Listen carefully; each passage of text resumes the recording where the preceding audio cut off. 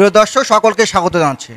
আপনারা যে সেতুটি দেখতে পাচ্ছেন, এই সেতুটি রাজধানীর মোহাম্মদপুরের 33 নম্বর ওয়ার্ডে অবস্থিত।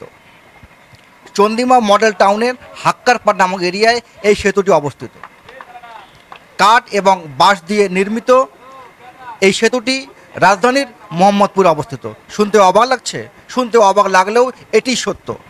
আশেপাশে সব অট্টালিকা বিল্ডিং থাকলেও অদৃশ্য কারণে নির্মিত হয়নি এই সেতুটি। 2 লেনের এই সেতু সম্পূর্ণ কাঠ এবং বাঁশ দিয়ে তৈরি। এই সেতুর অভাবে অপরদিকে বসিলা গার্ডেন সিটি আর তার সামনে রয়েছে চন্দিমা মডেল টাউন। অদৃশ্য কারণেই এই সেতুটি নির্মিত হয়নি। সাধারণ মানুষের দুর্ভোগ, ফলে প্রতিদিন লক্ষাধিক মানুষ পায়ে হেঁটে এই কাঠ এবং বাঁশের সেতুর উপর দিয়ে যাতায়াত করছে।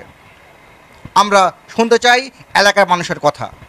অনেকে জানিয়েছেন চন্দিমা মডেল টাউন ও বসিলা গার্ডেন সিটির দ্বন্দ্বের কারণে এই সেতুটি হয়নি।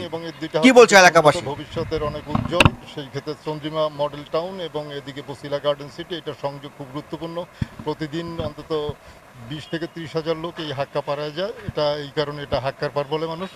এবং এখানে যারা আছেন, আমাদের জানা মতে বিভিন্ন প্রতিবন্ধকতার কারণে আমাদের এখানে এই ব্রিজটা অনেক পিছিয়ে গেল। এর মধ্যে অনেকের দাবি হচ্ছে বসিলা গার্ডেন সিটি এবং চন্দিমা মডেল টাউন, এদের যে আছে, এদের যে একটা রেশারেশি এবং অন্তকলহ হয়, সেই অন্তকলহের জন্য এটা বারবার পিছিয়ে যাচ্ছে। এবং সরকারও যেহেতু এটা সিটি কর্পোরেশন দায়িত্ব, সরকার সিটি কর্পোরেশন প্রশাসনের দায়িত্ব হচ্ছে এবার বসিলা এইটা এবং ওই পাশে উত্তরখাল, যেটা এই 2টা ব্রিজ যদি করে নেয় তাহলে টোটালি এই বসিলা গ্রামটা এবং এই যে চন্দিমা সিটিটা অনেক উন্নত হবে। এবং সবচেয়ে বড় লাভ হবে যে ভেরিবাদে যে যানজটটা, বিশেষ করে ঢাকা উদ্যান থেকে যে রোডটা সরাসরি এসে এখান থেকে সরাসরি বসিলা ব্রিজের ওখানে যাবে, সে কারণে ছোটোখাটো যে আর কি ছোটোখাটো যত যানজট আছে সেই যানজটগুলো আমাদের এখান থেকে কমে যাবে।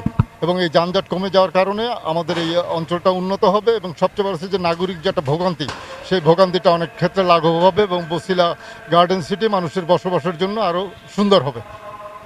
আপনি কি ওই পারে ওই পার যেতে পারছেন না? জি জি, ওই পারে বাসের সমস্যা, যার কারণে আপ ডাউন করতে দিতেছে ডাবল। কেন হচ্ছে না ব্রিজটা?